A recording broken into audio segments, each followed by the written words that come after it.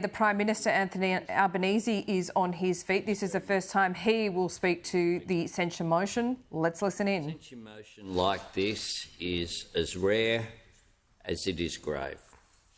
The fact that it has become so necessary constitutes a profoundly sad moment in the life of our national parliament.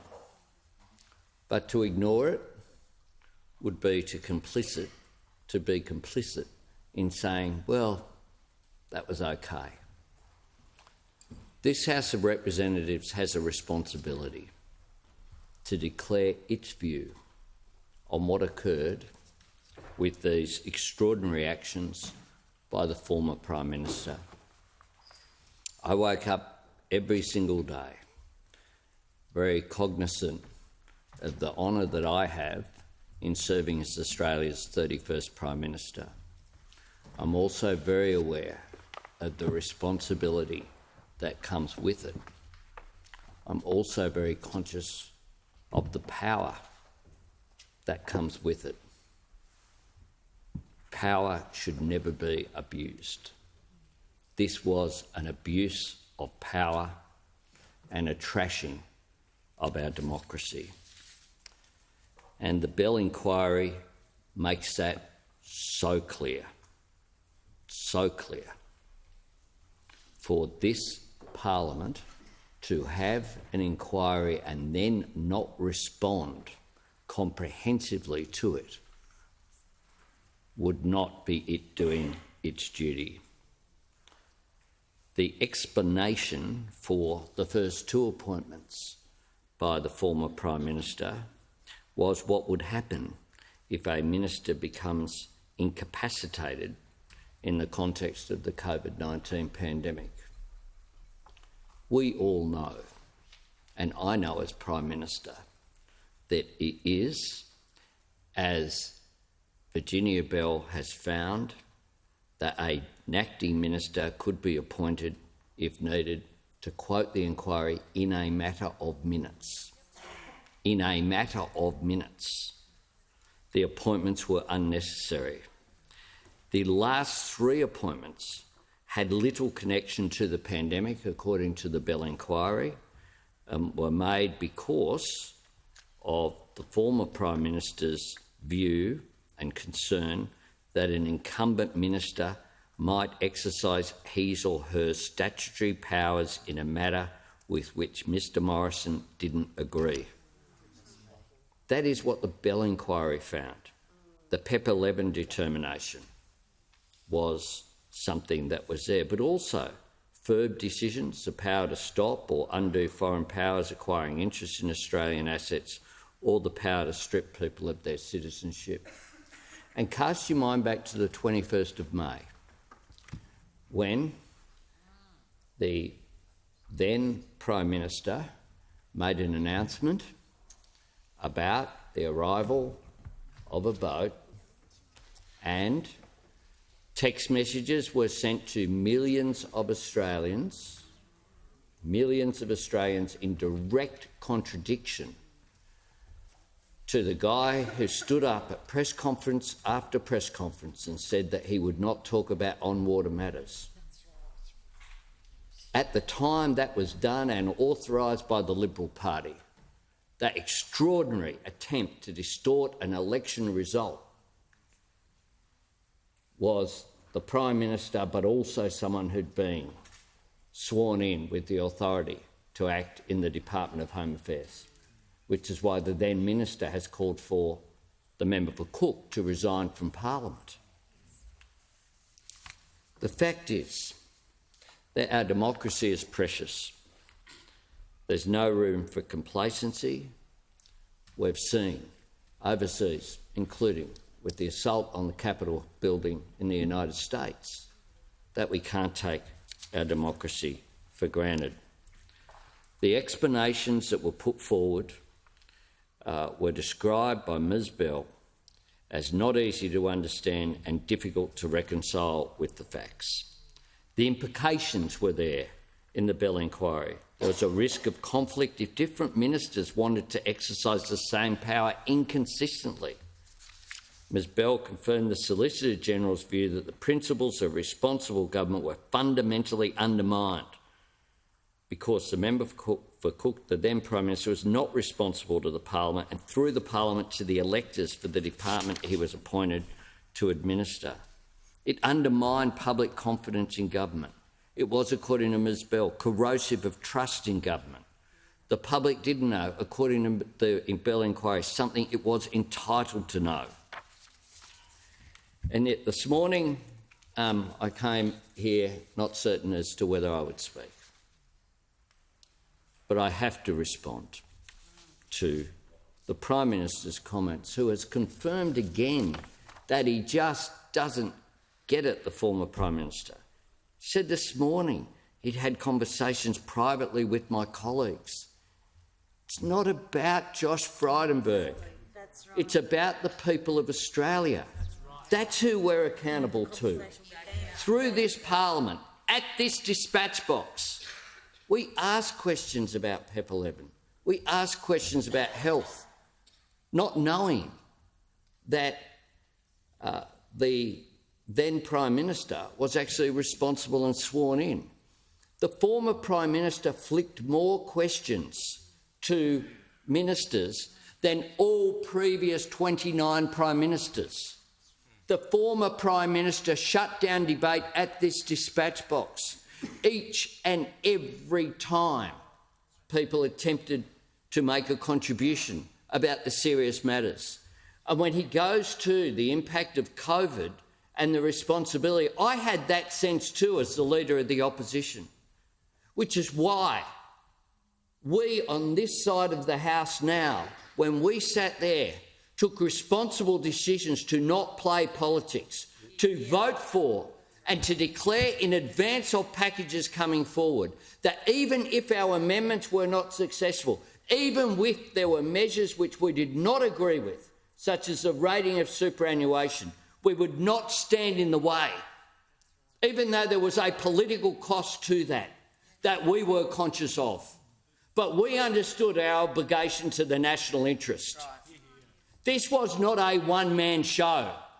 This was the Australian people who stood up and protected themselves, not just in the Parliament, those people who stayed at home, people who got vaccinated, the heroes of the pandemic who went out there and worked with people who were sick.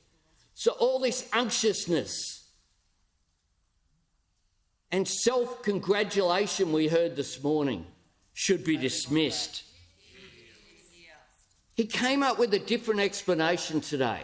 If only he was asked to blame the media and everyone else. Why didn't we come in here and ask if he'd been sworn in as Treasurer or Finance Minister? What's your day job? It's just beyond comprehension that this Parliament should be, as a whole, standing up and voting for this motion. The whole Parliament. Because it began with measures like the former Deputy Prime Minister, who I have a lot of respect for, and he knows that. And I might speak beyond time here. The former Deputy Prime Minister was told by the Prime Minister's office then to not be transparent about whether he was acting Prime Minister in 2019. That is how these things begin. And I don't blame the former Prime Minister, Deputy Prime Minister, for being loyal to his Prime Minister. I respect that. But he should never have been asked to be put in that position. Nor should there have been a Cabinet committee of one. Nor should those people who were aware of this not declared. The former Deputy Prime Minister, the second one, Barnaby Joyce, was asked on Insiders why it was that he was aware over the PEP 11 decision and why he did not say something and speak up about this at the time. This was his response, and I quote the member for New England. "I had negotiated an extra minister, which we were not entitled to. I had another person on the ERC, which we were not entitled to. I negotiated more staff for the National Party, which we were not entitled to. If I pursued this, it was quite simple. He just took away the portfolio that we weren't entitled to and took us back to the number we were entitled to. He would have the portfolio back and we lose all power." On the 21st of August, 2022.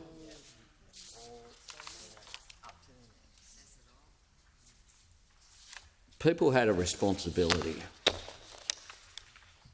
to act. They didn't. It was a slippery slope that undermined the functioning of this parliament, that undermined our democratic institutions, that this House has a responsibility to act on. I think that the comments of the member for New England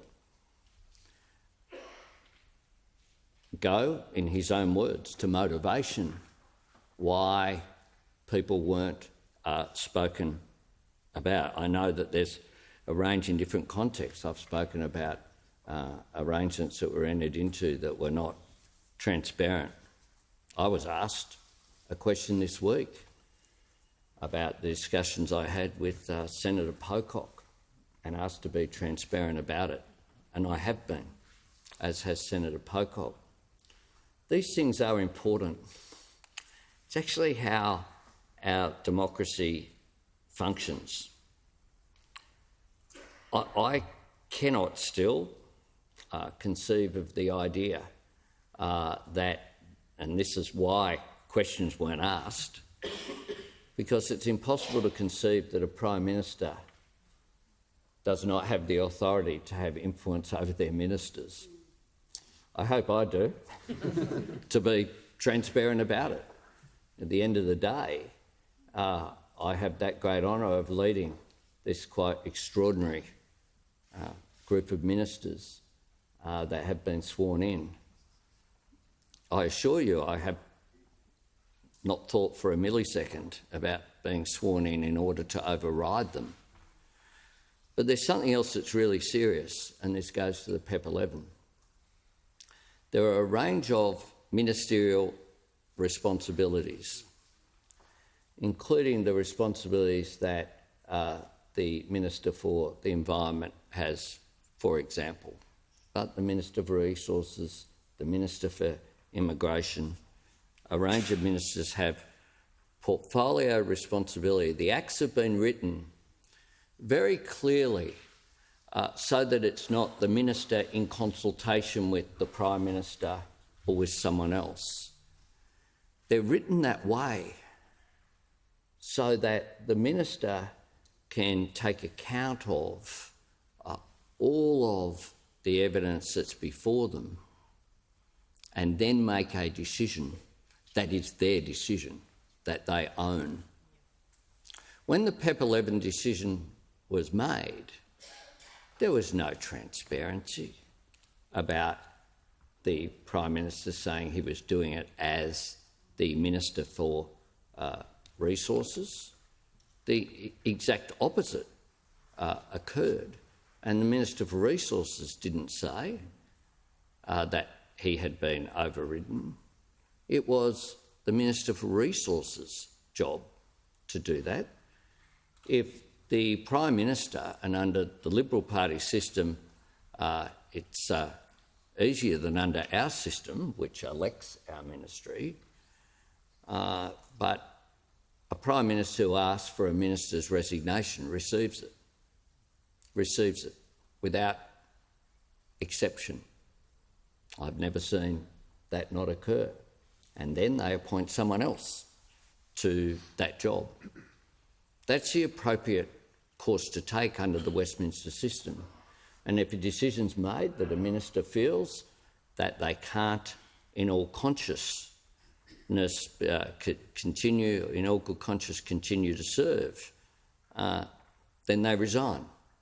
And that happens under our system. It happened under the former government that I was proud to serve in. So I think that, and I'll conclude with this comment, and I thank the House for the extension. I'll conclude with this comment. I thought this morning we would see some contrition. Some. A semblance of contrition. We got none of that. We got hubris, and we got arrogance, and we got denial, and we got a former Prime Minister who, in spite of the fact that when we appointed, and there were a range of things that we could have done as a government, it wasn't a royal commission like occurred into former Labor leaders' activities of, for example, against former Prime Minister Gillard, and something that might have occurred or alleged was to have occurred a long, long time before she was in Parliament. That's what the former government did. That's what the former government did. There was none of that from us. None. None. We appointed a former High Court judge, Virginia Bell, to undertake an inquiry. We did that under the expectation that there would be cooperation with it, but the former Prime Minister chose to only talk to that inquiry through his lawyers, in spite of his public comments at the time that there would be full cooperation with it. This morning, what we saw was just a justification of his government's record. Now, some of that is quite rightly the subject of political debate, and we will agree on some of it and disagree on some of it. There are many things that the former government did to deal with the COVID pandemic that we supported wholeheartedly. There are other things that we think could have been done better. That's quite rightly the subject of political debate. That's not what is before the House today. What is before the House today is whether the former Prime Minister's actions in being given responsibility to administer a whole host of portfolios, which even after the first two came out as a result of him feeling it was okay to tell two journalists what was going on, is how the first two came out. Then there were further revelations, and we found through the Bell inquiry that he also considered being sworn in to administer the environment and water portfolios as well, an additional portfolio. Whether that was appropriate. Secondly, whether there should have been transparency about that. There should have been. There should have been. The former Prime Minister owes an apology not to people who he shared brekkie with at the Lodge. He owes an apology to the Australian people for the undermining of democracy, and that's why this motion should be supported by every member of this House.